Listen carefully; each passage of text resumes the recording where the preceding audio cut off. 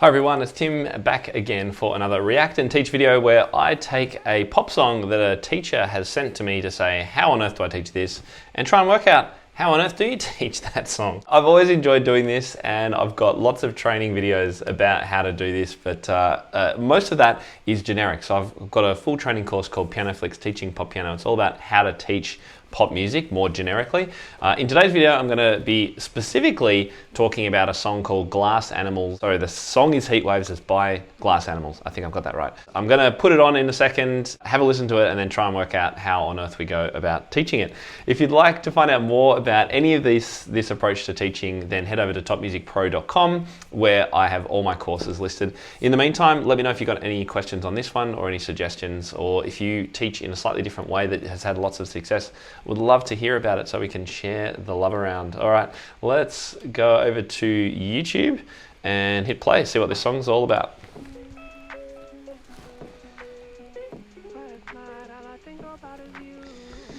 Oh, this does sound familiar to me now.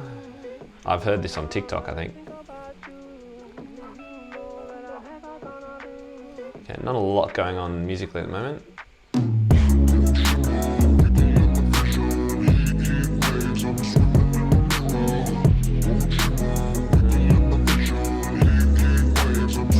Okay.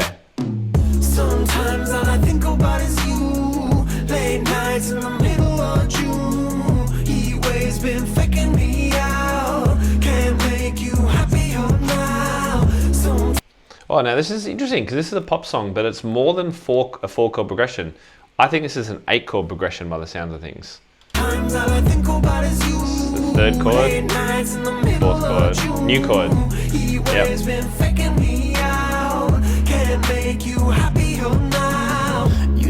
So that was the chorus first up, I think. This would be verse 1.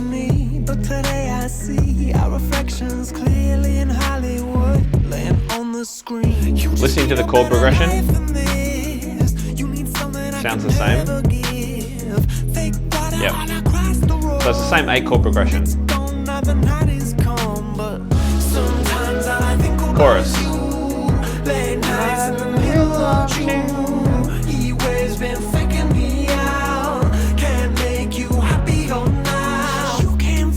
Yeah, I mean, it's kind of catchy. I definitely have heard this one before, and I think this one would be something that we could play, but let's do this a little bit differently. Normally I go straight to the piano and work out how to play this by ear, but this time let's do it differently. So Heat Waves, Glass Animals, piano sheet is what I type into Google if I want to get some help on one of these. And generally speaking, music notes or MuseScore, but music notes is always at the top normally. So let's check this out. The great thing about music notes is they give you one page of the music for free.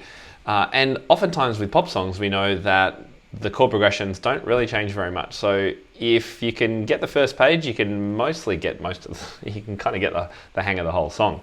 So looking at this, we've already got our chord progression laid out, so we don't need to worry about it. And was I right with the 4s? We've got doom, doom, doom, boom, 1, 2, 3, 4, and then it's going to repeat. There we go.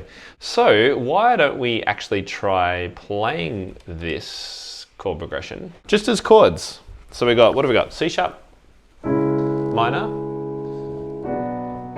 B major, G sharp minor, and F sharp. And then it goes down to E, that's what I heard, yeah, B major, C sharp minor, and F sharp major.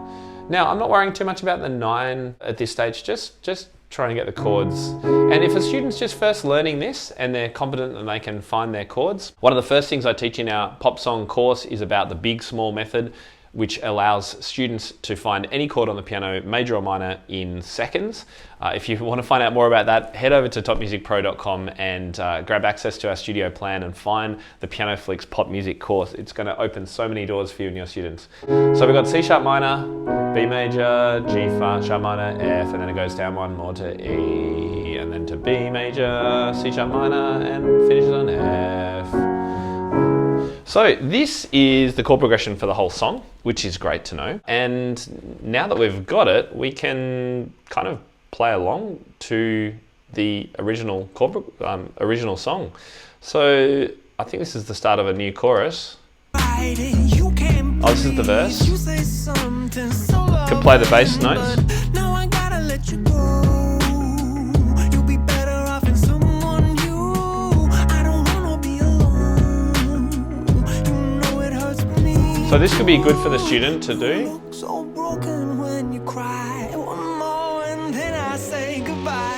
Sometimes all I think about is you. All right, and then we're back to the main song idea. So for this one, I mean, if a student's wanting to learn this song, they've probably heard it a million times on TikTok. It is popular. I have heard it. So maybe they could sing along while they play. Sometimes all I think about is you. The nights in the middle of June. Thinking me out.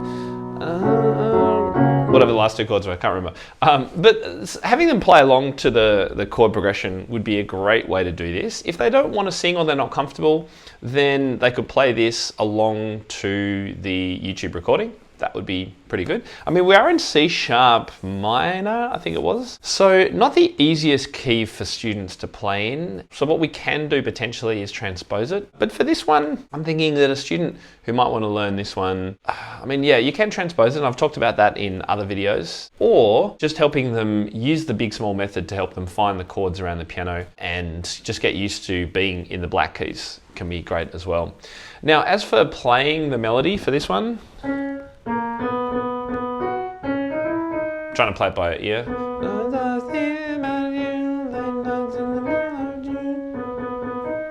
It's actually, is it only 3 notes? Surely there's more notes than that.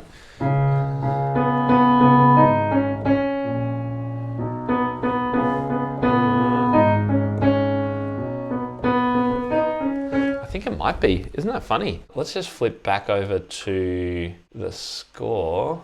This isn't the melody. Oh, here we go. Middle of June. Okay.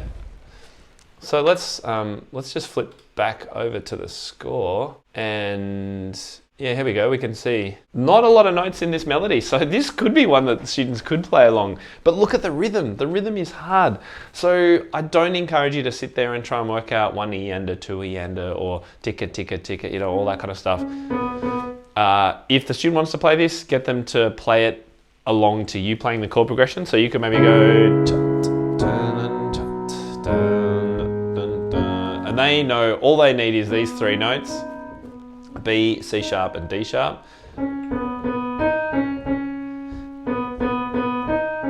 And simplify it. I mean, that's not exactly the melody. I don't even know how to play that easily, but just those 3 notes, and anyone listening would know, if they know this song, they would know what it is.